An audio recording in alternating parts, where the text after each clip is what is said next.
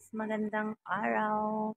Malamig pero may araw. Andito ako sa Changwa. Makikita mo dito yung malaking Buddha. Malaki siyang Buddha. So, andito ako ngayon. At iikutin natin ito guys. Let's go! So, ayan, ganyan yung entrance niya.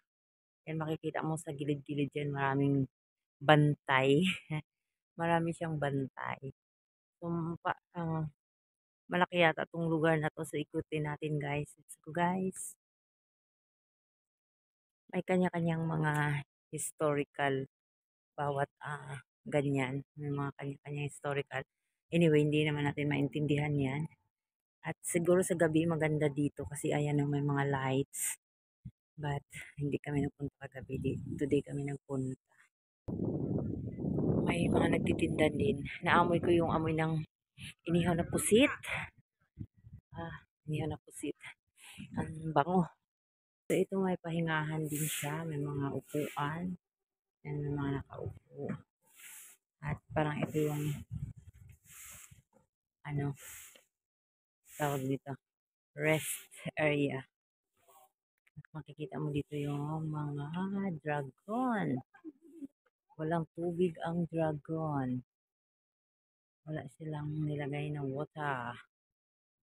Silipin natin ang dragon. Ilang dragon to. Walang water na nilagay.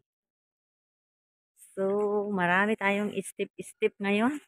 Exercise to the max. Bago natin mapuntahan si Buddha. Parang nasilip nyo na ba? So, ayan na guys. Nakita nyo ba yan? Napakalaki niya. Nasa malayo pa tayo. At kasama ko aking friend. Mag-hi ka man. Dito siya nag-work sa Changwa. Ganda dito sa gabi siguro. Mamaya punta tayo dun. Ano? Ayan siya guys. Napakalaki niya. Mamaya puntahan natin siya. So here we go. Here's the big Buddha. Ano nga ang pangalan ditong lugar na to? Kumatok sa Oo. Busya. Ano? Ano yan? Bugwasan. Bugwasan. Yeah, Bugwasan. Team Bugwasan. Ito yung sinasabing Bugwasan. Sumo. So, malaki talaga siya. So, mag-picture-picture muna daw kami. So, ayan guys, ang daming mga ano dito. Ano yan? Dragon or ano ba yan? Hindi ko maintindihan ano yan. So, ayan si Buddha. The biggest. Ewan ko kung biggest siya. Pero alam ko meron pang mga dito sa Changwa, meron pa siyang ibang Buddha na statue. At ayan, meron siyang tagabantay. At ang aking friendship ay naiinitan. Malamig ang hangin pero mainit siya ngayon. Ang temperature. At maganda dito sa gabi, lalo na makita mo yung view ng buong Changwa. So, yan siya si Buddha. Dinidiligan yung mga halaman. Meron din siya nagdidilig.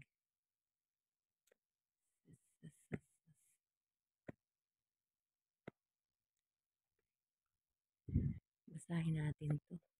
Ay, hindi man natin ito mababasa. Hindi naman natin ito mababasa kung ano sabihin yan. Meron doon. Ano yun doon? Parang paypay? Day? May paypay doon.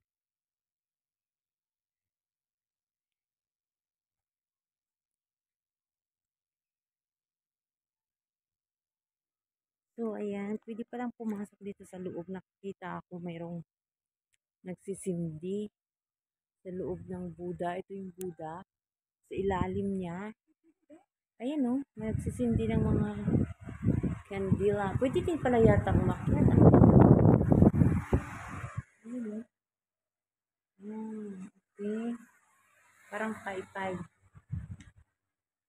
Hindi na tayo dyan. Ayun, meron doon ano. Ko alam kung. Pwede pa nang pumasok doon, no? Yung mga namamasyal, yung mga ibang lahi din. Mga lalaki.